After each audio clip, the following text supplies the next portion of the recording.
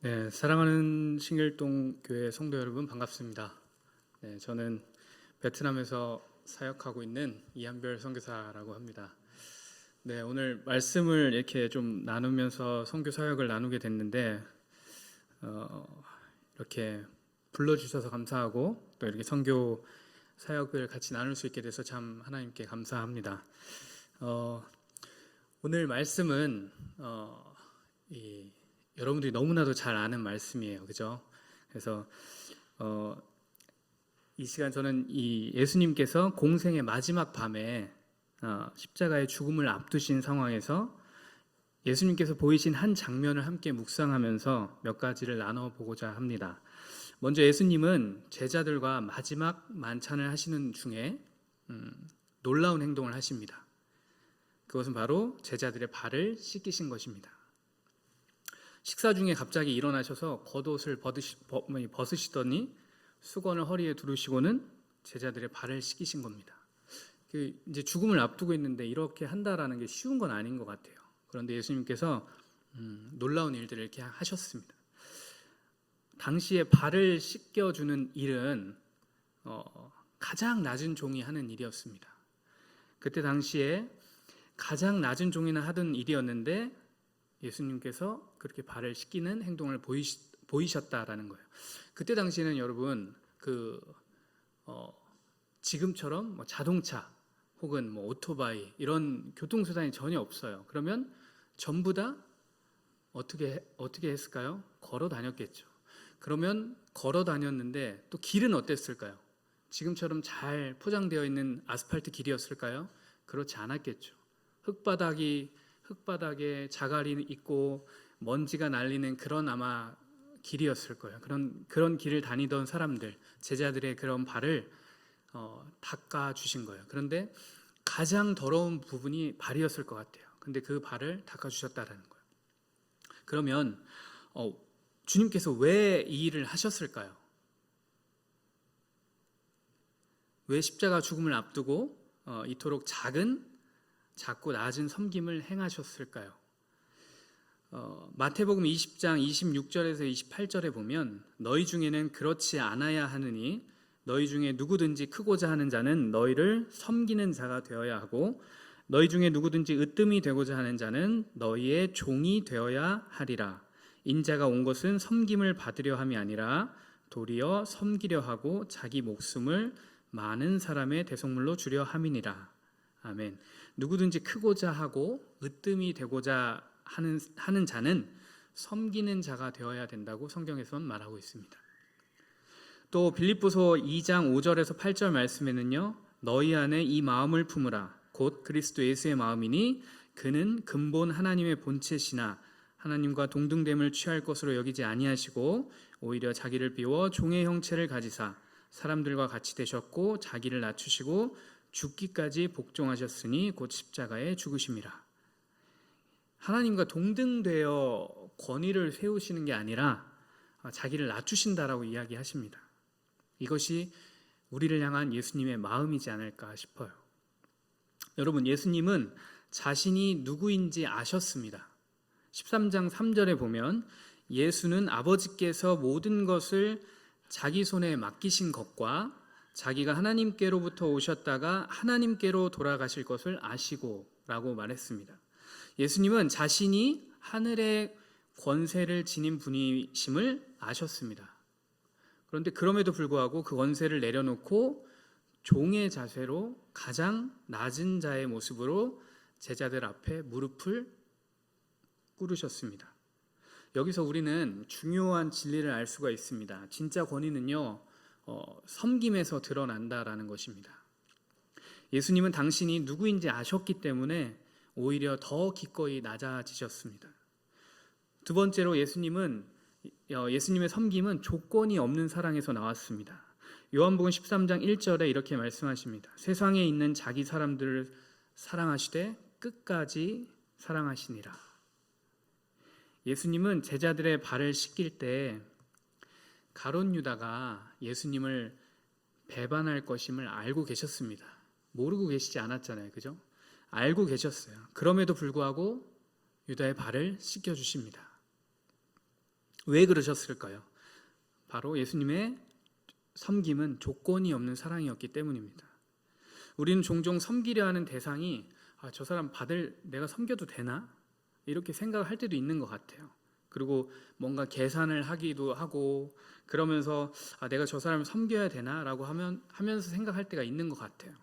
그런데 예수님은 자격 없는 자들조차도 섬기셨다라는 것입니다. 사랑은 계산하는 것이 아니라 주는 것이다라는 것을 알려주고 계시는 거죠. 제가 누가복음 15장 20절의 탕자의 비유를 다들 알고 계시죠? 이 말씀을 제가 최근에 이렇게 좀 듣고 묵상하면서 저한테 되게 큰 힘이 되었는데, 탕자가 둘째 아들이 어떻게 아버지한테 얘기하잖아요. 아버지가 돌아가시지도 않았는데 재산을 달라고 하죠. 아버지 저한테 재산을 좀 주세요 라고 얘기를 해요. 그랬더니 아버지가 어떻게 해요? 야, 내가 죽지도 않았는데 내가 너한테 재산을 왜 줘야 되냐, 이렇게 하지 않고 어떻게 했죠? 재산을 줍니다. 그래서 그 재산을 가지고 아들이 어떻게 해요? 어디 다른 나라 가가지고 방탕하게 돈을 쓰죠. 그 돈 쓰고 다 써가지고 이렇게 했는데 그 나라에 IMF가 터졌어요. 그래가지고 어떻게 해요? 먹고 살 수 있는 상황이 안 되는 상황에 결국에는 무슨 일? 돼지를 치는 일을 하게 되는데, 너무 배고파서 돼지가 먹는 그 비료를 먹겠다고 하는데도 그거조차도 얻지 못하죠. 그러면서 결국에는 둘째 아들이 어떻게 해요? 다시 아버지께로 가야 되겠다. 내가 아버지께 다시 욕을 먹더라도 내가 돌아가야 되겠다라고 하고 돌아가죠. 그런데 저는 15장 20절에 말씀이 이제 묵상이 되는데, 15장 20절에 이렇게 나옵니다. 이에 일어나서 아버지께로 돌아가니라. 아직도 거리가 먼데 아버지가 그를 보고 측은히 여겨 달려가 목을 안고 입을 맞추니. 자, 아직도 거리가 먼데라고 하는 거는 저와 지금 여러분들의 거리가 아닙니다. 그죠? 이건 가까운 거리고, 아직도 거리가 멀다는 건 저기 멀리 있는 거예요. 그러면 저기 멀리서 있을 때 둘째 아들이 지금 현재 상황이 어때요? 완전 거지 중에 상거지가 돼 있는 상황이잖아요. 그죠? 그런 상황에 아버지는 변함없이 똑같은 모습을 가지고 있으시고, 그러면 아버지가 아들을 알아보는 게 쉬웠을까요? 아니면 아들이 아버지를 알아보는 게 쉬웠을까요? 아들이 아버지를 알아보는 게 쉬웠겠죠. 아버지는 어떻게 해요? 아들이 막 거지 같은 모습을 하면 쟤 내 아들이 맞나라고 생각할 수 있잖아요. 그죠? 그런데 어떻게 해요? 이 성경에서는 어떻게 나와 있죠? 먼저 달려가서 안아주고 입을 맞춘다라고 얘기합니다. 여러분, 아버지의 마음이 이 탕자의 비유에 나와 있는 아버지의 마음인 것 같아요. 저는 하나님은 기다리고 계시는 거예요. 우리가 어떤 잘못을 하고 복음을 몰라서 지금 온 열방에 지금 하나님을 모르고 죽어가고 있는 영혼들, 그 영혼들조차도 하나님께서 어떻게 하고 계시냐면 변함없는 모습으로 기다리고 계신다라는 거예요. 여러분, 그러면 우리가 어떻게 해야 되는지 아시겠죠? 네. 그래서 저는 이 탕자의 비유에서 저한테 주시는 말씀인 것 같아서, 제가 하나님을 좀 멀리하거나 하나님을 좀 잊고 막 이렇게 좀 이렇게 방황하거나 이럴 때 항상 거기서 기다리고 계셨구나라는 것을 돌이켜 보니까 이제 그걸 깨닫게 되더라고요. 그래서 이 말씀이 참 저에겐 최근에 가장 큰 은혜가 됐던 말씀인데요. 이 섬김은 단순한 행동이 아닙니다, 여러분. 14절하고 15절에 보면 내가 주와 또는 선생이 되어 너희 발을 씻었으니 너희도 서로 발을 씻어주는 것이 옳으니라. 내가 너희에게 행한 것 같이 너희도 행하게 하려 하여 본을 보였노라 라고 말씀하십니다. 예수님은 이 행동이 단순한 예가 아니라 본이라고 말씀하십니다. 본이 된다는 것은 여러분 어떤 의미입니까? 누군가 따라야 할 모델이라는 뜻이죠. 예수님을 믿는다는 것은 단지 그냥 머리로만 믿는 것이 아니라 예수님처럼 살아가야 한다라는 것입니다. 사랑하는 성도 여러분, 우리 모두가 선교사로 부르심을 받은 것은 아니지만 우리는 모두 오늘 목사님 말씀하신 것처럼 각자의 부르심과 은사를 받았습니다.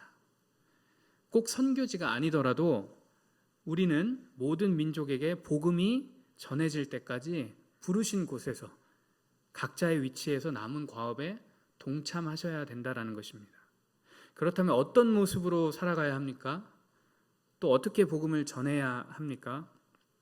예수님께서 그러셨던 것처럼 누구보다도 낮은 자세로 내가 전해야 할 대상들에게 조건 없이 섬겨야 합니다. 겸손하셔야 하고요.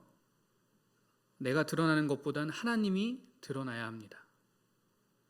예수님이 그러셨던 것처럼 우리는 낮은 자의 모습으로 섬겨야 한다는 것입니다. 물론 쉬운 일이 절대 아닙니다. 내가 낮은 자의 모습으로 계속 누군가를 섬기는 것은 쉽지만은 않을 것 같아요. 그러나 예수님이 하셨던 것처럼 그렇게 본이 되는 모습으로 살아야 된다는 것입니다. 요즘 세상이 참 힘들잖아요, 그죠? 우리나라가 너무 어려운 상황에 있고 기독교에 대한 인식이 너무나도 안 좋고 어려운 상황에 있습니다. 그러면 여러분, 그런 상황에서 우리가 할 수 있는 일이 무엇이 있을까요? 하나님의 사람으로서 낮은 자의 모습으로 어려운 사람들 돕고 격려하고 위로하면서 그들에게 본이 되어야 되는 삶을 살아야 되는 거예요. 그래서 제가 복음을 막 열심히 전하고 막 이렇게 하는 것도 중요하지만 저 사람은 하나님을 믿는 사람이구나. 하나님을 믿는 사람은 저렇게 해야 되는구나. 저런 모습이라면 내가 저 사람이 믿는 하나님이 누군지 나도 한번 알아보고 싶다. 이런 생각이 들게끔 본이 되는 모습을 살아야 되는 겁니다. 지금 이 어려운 이 시대에 그런 모습으로 살아갈 수 있는 우리 신길동 교회 여러분들이 되시기를 주님의 이름으로 축복합니다. 지금 이 시간 성도님들과 함께 다짐해 보기를 소망합니다. 내가 서 있는 곳에서 복음을 전하는 자들에게 본이 되는 삶을 보여주십시오. 그렇게 섬길 때에 믿지 않는 자들이 주님을 보게 될 것입니다. 그로 인해 하나님께서 큰 영광을 받으실 것입니다. 마지막으로 17절에 보면 섬김은 축복의 길이라고 말씀하십니다. 너희가 이것을 알고 행하면 복이 있으리라. 예수님은 말씀하십니다. 섬김은 손해가 아니라 섬김은 축복이라고요. 예수님처럼 섬기는 사람에게는 하나님께서 진정한 기쁨과 복을 허락하십니다. 섬김의 본을 보여 하나님이 주시는 축복을 마음껏 누리는 저와 또 여러분들이 되시기를 주님의 이름으로 축복합니다. 사랑하는 신길동교회 성도 여러분, 오늘 말씀을 통해 섬김과 본이 되는 것에 대해서 나누었습니다. 낮은 자세로 섬기는 것과 섬김은 조건이 없는 것, 조건이 없이 해야 하는 것이고 또 우리는 본이 되어야 하는 것, 믿지 않는 자들에게 본이 되어야 하는 것을 나눴습니다. 그리고 그것은 축복의 길로 들어가는 것이라는 것을 기억하시기 바랍니다. 꼭 선교사여야만 선교하는 것이 아닙니다. 제가 선교사라고 해서 대단한 것도 아니고 저에게 선교사라는 타이틀은 중요하지 않습니다. 저는 원래도 지금 선교사라고 이야기 받지만 선교사라는 타이틀은 저한테 중요하지 않았습니다.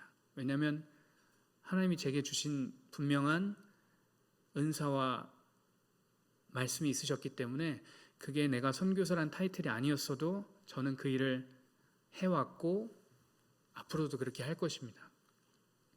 그래서 우리 사랑하는 성도 여러분들 모두가 하나님의 대위임령을 통해 모든 그리스도인들에게 과업을 남기신 그것을 기억하면서 여러분들이 있는 곳에서 각자의 은사로 복음을 전하십시오. 그것이 우리가 지속해야 할 사명이고 축복입니다. 그렇게 살아가실 우리 신길동 교회 모든 성도분들을 사랑하고 축복합니다. 네, 제가 어떻게 선교를 하는지 좀 나누고 싶은데요. 제가 PPT를 좀 준비했어요. 그래서 한번 보겠는데 저는 스포츠를 통해서 복음을 전하고 있습니다. 여러분들 많이 아실 거예요. 대부분 선교라고 하면은 교회 개척, 그리고 교회 개척을 통해 가지고 제자를 양육하고 막 이렇게 하는 사역들을 많이 들으셨을 거예요. 그런데 저는 지금 스포츠를 통한 선교를 하고 있습니다. 이유는 왜 그러냐면 그건 하나님이 저에게 주신 은사이기도 하지만 왜 그런지를 또 이렇게 보시면서 제 설명을 드리도록 하겠습니다.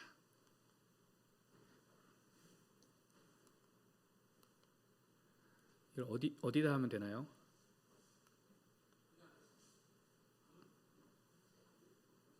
네, 켰습니다. 네, 다시. 됐습니다. 네, 저는 저는 평신도 전문인 사역자입니다. 그러다 보니까 전문성을 키워야 하는 게 필요해가지고 저는 여러분 풋살이라는 종목을 아십니까? 네, 5명이서 하는 축구예요. 쉽게 얘기하면 그거를 저는 프로 생활을 한국에서 했고요. 10년부터 19년까지 했고 그 아시아 축구연맹에서 하는 지도자 자격증을 따면서 전문성을 키워왔습니다. 네, 그래서 이거는 제가 이제 선수 생활을 했던 모습이고, 네, 감사하게도 호주에도 제가 이제 선교지로 떠나기 전에 베트남이라는 나라로 가기 전에 저희 부부에게 저희 가정에게 동일하게 하나님이 부어주시는 나라로 가자라고 해서 이제 다 내려놓고 기도할 때 하나님이 영어를 좀 하게 하셨는데 호주에 가서 있을 때 감사하게 이렇게 호주 또 프로팀에서 운동을 할 수 있게 해가지고 이렇게 운동도 했습니다. 네, 그래서 저는 전문성을 키우기 위해서 선수 생활을 하는 것으로 경력을 쌓았고 그리고 이제 19년부터 나가서 이제 사역을 하고 있는데요. 저는 2가지 사역을 지금 현재 하고 있습니다. 첫 번째는 바울 풋살 선교회라는 이름으로 선교회를 만들어서 사역을 하고 있는데요. 일단 베트남에 대한 상황을 조금 설명을 해드릴게요. 베트남은요, 선교 활동이 불법으로 되어 있습니다. 종교의 자유는 있다고 하는데 선교를 마음껏 할 수가 없어요. 무슨 얘기냐면 허가되지 않은 곳에서 복음을 전하는 것은 불법입니다.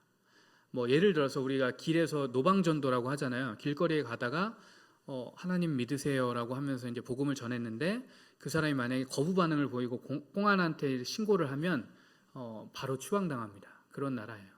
그런데 기독교 역사는 114년이나 됐어요.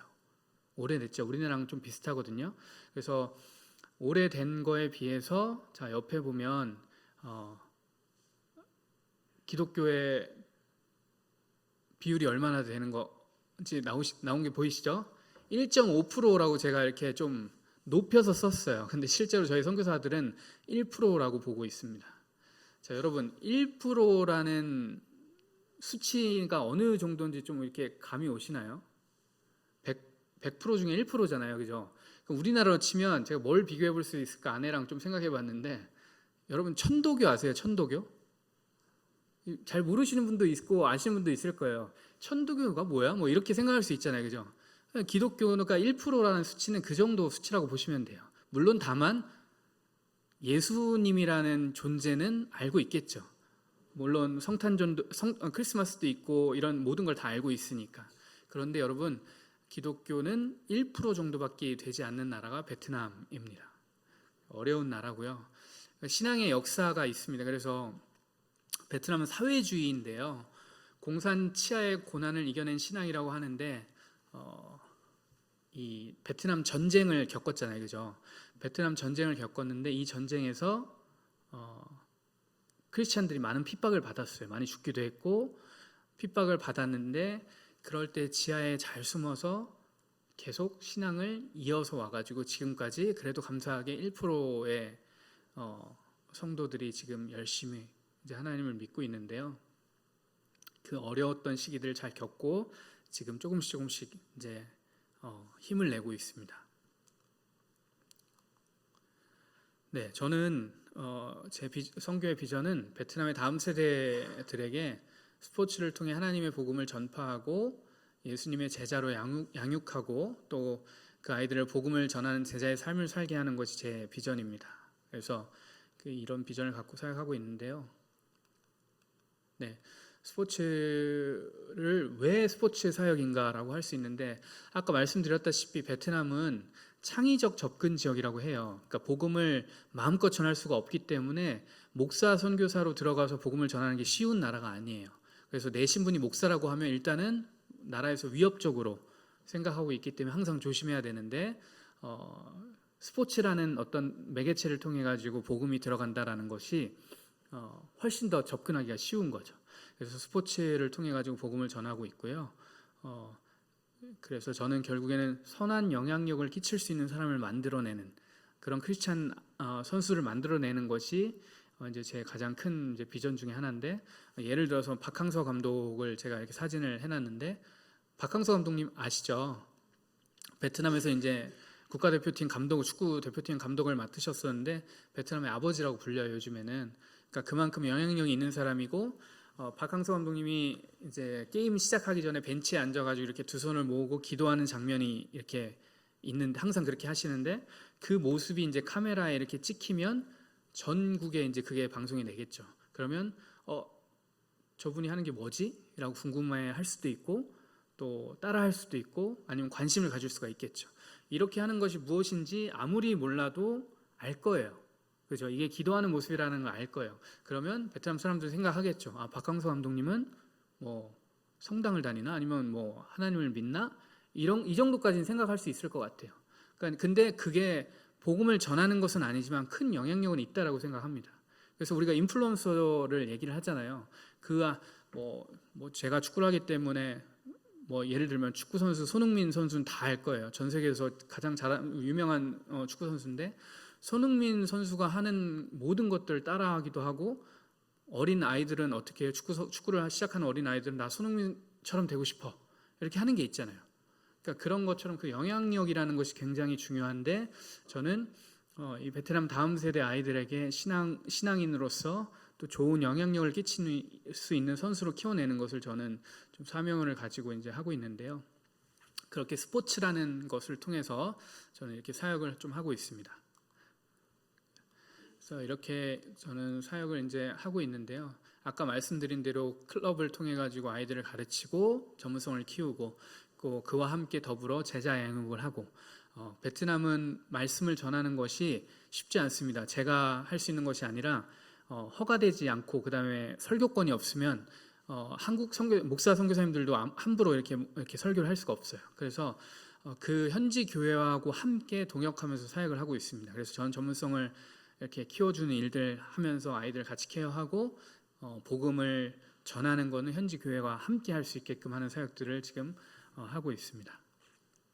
그래서 이제 제가 사진을 좀 통해 가지고 이제 사역을 보여드릴 건데, 첫 번째는 제가 아까 말씀드린 대로 이 바울 풋살 선교회라는 이름으로 이제 만들었다고 했는데, 그 안에서 이제 두 가지가 있습니다. 그래서 바울 FC라는 팀을 만들어서 제가 이제 사역을 하고 있는데, 매주 월요일마다 제가 호치민에서 1시간 반 정도 걸리는 곳에 가서 이렇게 안 믿는 아이들을 현지 교회하고 함께 이제 애들을 모집한 다음에 가르치고 있어요. 그래서 저 사진은 이제 제일 처음에 모였을 때 사진인데, 보이시죠? 애들이 8명이 있어요. 저 신발도 안 신고 저렇게 있는 애들도 있는데, 저기 중에 믿는 애는 가운데 있는 딱 한 명이에요. 그 한 명만 믿고 나머지는 다 안 믿는 애들인데, 지금은 어떻게 됐냐면 이렇게 많이 모였어요. 유니폼도 갇혀 있고 뭔가 이제 좀 선수 같죠, 그죠? 그런데 볼은 진짜 못 차요, 애들이. 하나님이 진짜 이게 공평하신 게, 볼도 잘 차고 뭐 다 좋으면 좋겠는데 공평하신 게 애들이 볼을 진짜 못 차고 대신에 주신 게 있어요. 마음밭이 넓어요, 애들이. 그래서 저 나이 때, 아시다시피 저 나이 때 뭐 중고등학생이잖아요. 얼마나 방황하고 막 이렇게 사춘기 막 그래요. 근데 저 아이들은 착해요. 그래서 제가 뭘 하면 쉽게 받아들여요. 그게 너무 감사해서 이렇게 좀 하고 있는데, 이렇게 가르쳐요. 제가 매주 월요일마다 가서 가르치고 하는데, 이번에 제가 한국에 온 지 2달 조금 안 됐는데 훈련 받으러 저 들어와 있는데, 들어오기 전에 전주 주일의 모습인데, 풋살 전도 대회를 했어요. 저희 이제 폴 FC가 이제 시작된 지 1주년 기념했을 때 풋살 전도 대회를 해가지고 이제 주변에 있는 교회들 이렇게 안 믿는 친구들 이렇게 팀을 구성해와가지고 이제 대회를 했는데, 저희 애들도 같이 나갔죠. 근데 1년 동안 저는 복음을 전한 적이 없습니다. 말씀드렸다시피 함부로 복음을 전하면 위험하기 때문에 전하지 않았어요. 대신에 뭘 했냐면 아이들한테 허락을 구하고, 얘들아, 선생님이 시작하기 전에 제가 크리스찬이라는 건 알아요. 그래서 선생님이 시작하기 전에 기도하고 시작해도 되니? 라고 이렇게 물어봐요, 항상. 그럼 애들이 네, 하세요, 이렇게 얘기하죠. 그럼 저는 기도하고 그리고 시작을 해요. 그게 다예요. 1년 동안 한 건 그것만 하고 이제 나머지 축구만 가르쳤어요. 운동만 가르쳤어요. 근데 그게 왜 아무것도 안 했어요? 이게 아니라 아까 말씀드렸다시피 관계를 먼저 쌓고 난 다음에 해야지, 그렇지 않고 그냥 냅다 가가지고 하나님 믿으세요 이렇게 하면은 이게 쉽지 않겠죠. 그래서 1년 동안 이렇게 했을 때 현지교회 이제 대회 끝나고 현지교회 목사님 복음을 처음으로 전했어요. 그랬는데 저희 애들 중에서 4명이 그 복음에 반응해서 4명이 나와서 영접기도를 따라했어요. 근데 영접기도를 따라 했다고 해가지고 믿는 건 아니잖아요. 그래서 계속 제가 컨택하고 교회 나가자 이렇게 해가지고 4명 중에 2명이 처음으로 교회를 갔어요. 여러분 별로 안 놀라시는데 베트남에서 이 2명이 이 교회 간 거는, 또 저 세대 아이들이 교회 간 거 정말 놀라운 일입니다, 여러분. 부모의 반대에도 불구하고 부모가요 교회 가는 걸 싫어해요. 저희 아내도 이제 같이 이혼 선교사도 이제 같이 한글 가르치는 사역을 했었는데, 예를 들면 처음에는 많이 모였는데 점점 한국어 원어민이 와서 가르치는데도 점점 줄는 거예요, 애들이. 그래서 제가 하루는 야 얘들아 네 친구들 좀 한번 데려와라 이렇게 얘기했더니 그 다음 주에 와서 하는 얘기가 그냥 친구 없이 그냥 온 거예요. 그래서 왜 안 데리고 왔어? 그랬더니 아니 엄마가 교회 가지 말래요 이렇게 얘기했다는 거예요. 그러니까 그 얘기는 아까 공산치하에 대한 얘기를 했는데 교회가 힘이 없어요. 그러니까 베트남 사람들에게 교회에 대한 인식이 좋지 않은 거예요. 이유는 전쟁 끝나고 나서 혹은 전쟁 때 뭐 천주교라든지 아니면 불교는 구제 사역을 많이 했어요. 그래서 막 어려운 이웃들 도와주고 이런 일들 많이 했는데, 기독교는 미국이랑 전쟁을 했잖아요. 그래서 미국의 그 영향으로 그러니까 기독교는 미국의 종교다라고 생각을 해서 배척하고 싫어했어요. 그래서 핍박을 받으니까 지하로 숨었다고 했잖아요. 그러다 보니까 구제사역을 하지를 못했던 거예요. 이웃을 돌볼 시간이 전혀 없었던 거예요. 그러다 보니까 베트남 사람들한테는 교회라는 인식이 너무 좋지 않아요. 그래서 교회 가는 것은 싫어, 가지 마, 이게 있고, 그래서 그러다 보니까 교회라는 문턱을 넘는 게 굉장히 어려운 거예요. 그래서 한글이라는 매개체를 통해서 또 스포츠라는 콘텐츠를 통해서 조금씩 그 간격을 좁히고 있고 교회로 들어오게끔 만들어내고 있는 건데요. 근데 그 안에서 이렇게 2명이 나왔다는 것이 전 너무 큰 감사해요. 그래서 제 옆에 2번째랑 4번째 있는 친구가 이제 처음으로 온 거예요. 너무 감사한 시간이었는데 이 아이들이 계속해서 신앙을 가질 수 있도록 기도해 주셨으면 좋겠습니다. 네. 그리고 또 하나는 그렇게 제가 바울 FC라는 것으로 이제 아이들 운동 가르치면서 이렇게 사역을 하고 있고, 또 하나는 이렇게 풋살 전도 대회인데요. 이거는 우리나라로 치면 뭐 경상도 있잖아요. 각 도에 현지 교회랑 컨택을 해서 관심 있는 교회들이랑 이제 같이 이제 연합해서 사역하는 건데 이제 대회를 여는 거예요. 근데 교회가 주관을 하는 대회예요. 그래서 팀을 구성해 올 때는 50%가 믿는 친구들, 50%가 안 믿는 친구들 이렇게 모아오면 그 안에서 대회를 재밌게 하고, 이렇게 많이 모여요. 그래 대회를 재밌게 하고 그 다음에 현지교회 목사님이 복음을 전하는 거죠. 그러고 나서 아까 말씀드린 대로 영접기도 따라할 사람 있으면은 이렇게 나와라 해가지고 같이 하기도 하고. 그래서 지금 저 사진은 이제 교회에 나와 있는 모습인데, 많은 아이들이 이렇게 어쨌든 교회라는 문턱을 들어오는 게 굉장히 어려움에도 불구하고 교회로 들어올 수 있게끔 제가 좀 머리를 썼어요. 시상식을 운동장에서 안 하고 교회에서 하는 것으로 바꿨어요. 왜냐하면 교회에서 안 하고 그 필드에서 하니까 어떤 문제가 발생하냐면, 남자들은 또 승부욕이 강하잖아요. 예선했는데 경기에서 졌어. 막 준결승에 못 올라갔어. 그러면 자기 기분 나쁘다 그냥 집에 가는 거예요. 그러니까 이게 뭐 복음을 전해야 되는데 복음 전하기도 전에 이미 집에 가버리는 거예요. 그러니까 이제 얘기를 해서 야 교회 오면 상금도 있어. 그리고 메달도 주고 뭐 트로피도 주고 이렇게 얘기하면서 교회라는 문턱이 이제 넘어가는 게 어려운데 이렇게 교회 오게끔 만들어내는 사역을 하다 보니까 이렇게 노하우가 좀 생겼습니다. 그래서 이렇게 했고, 선생님 이거는 한번 틀어주실 수 있나요? 이게 동영상인데 이거 누르면 되나요?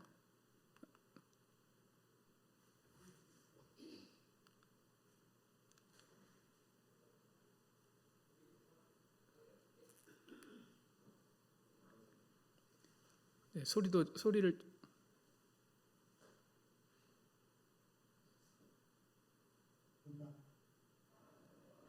Cảm ơn Chúa đã ban Chúa Giêsu cho con.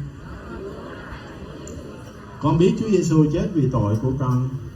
네, 이거는 Bây giờ con bằng lòng nhận tình yêu của Chúa 영접 Giêsu. 기도를 따라하는 모습이에요. 현지교회 목사님이 말하는 것을 따라하는 거. 이렇게 많이 일어나기도 해요. 근데 이 많이 일어난 아이들이 전부 막 진짜 자발해서 하는 것도 있겠지만 아닌 경우도 있어요. 그러나 반응하고 있다라는 거죠.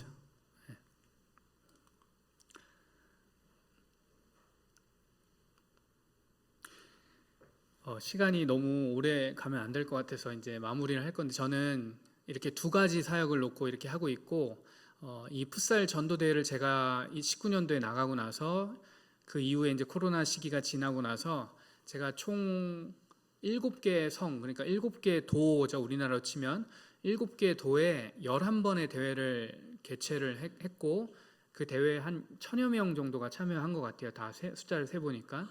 그 안에서 90여 명이 영접 기도를 따라했습니다. 그래서 퍼센테이지로 보면 뭐 1% 좀 안 되죠, 그죠? 그런데 이 1000명에게 복음을 전할 수 있었다라는 것은 베트남에서 쉬운 게 아닙니다. 제가 대단하다 이런 얘기를 하고 싶어서 하는 얘기가 아니라, 제가 만약에 이 일반적으로 목사 선교사나 이런 교회 개척이나 아니면 뭐 이런 걸로 했으면 이게 정말 쉽지 않은 사역인데, 스포츠라는 매개체를 가지고 컨텐츠를 가지고 이렇게 사역을 하니까 쉽게 이렇게 베트남 청년 다음 세대 아이들을 부를 수 있다라는 거예요. 그래서 1000여 명이나 되는 사람들한테, 아이들에게 복음이 들어갔다라는 것이 저는 이게 희망이라고 봅니다. 그래서 제가 여러분들께 도전을 드리고 싶은 것은, 아까도 제가 말씀을 나눌 때 이야기 드렸던 것처럼, 제가 선교사라고 해가지고 복음을 전하는 것이 아니라 여러분들 각자에게 주신 은사들이 있을 거예요. 그게 뭐 음악일 수도 있고, 아니면 교육일 수도 있고, 아니면 사람들하고 같이 교제하는 뭐 교제권을 잘하는 분일 수도 있고, 여러 가지 있을 거예요. 그래서 그런 부분들을 사용하셔서, 꼭 해외가 아니더라도 지금 우리나라도 복음이 다시 이야기하거든요. 제가 선교훈련을 지금 최근에 받고 왔는데 거기서도 얘기해요. 우리나라도 똑같아요. 지금 복음을 전하기 위해서 전 세계 2번째로 많은 선교사를 파송한 나라지만, 지금 현재 우리나라도 동일하게 복음을 받아들여야 되는 나라가 됐다라는 거예요. 그래서 여러분, 각자 있는 위치에서 본이 되어 주십시오. 그래서 크리스찬이라는 모습으로 본이 되는 삶을 사셨을 때 내 주변에 있는 사람들이 나도 저렇게 살아가고 싶다라고 하는 것을 주변인들이 알아서 하나님을 찾는 일들이 있었으면 좋겠습니다. 네, 그렇게 살아가실 우리 싱글동교회 모든 성도분들이 되시기를 주님의 이름으로 축복합니다. 네, 기도하겠습니다. 하나님 감사합니다. 부족한 종이 주님의 말씀을 대언했습니다. 참 쉽지 않고 어려운 때를 살아가고 있는데, 우리의 마음을 붙잡아 주시고 우리가 있는 위치에서 하나님 본이 되는 삶을 살아가는 저희들이 될 수 있도록 주님이 인도하여 주십시오. 우리의 삶을 통해서 주변에 믿지 않는 자들이, 믿지 않는 영혼들이 주님의 품으로 돌아오는 놀라운 일들을 저희가 마음껏 경험할 수 있도록 주님 우리를 사용하여 주시옵소서. 감사하고 예수님의 이름으로 기도드렸습니다. 아멘.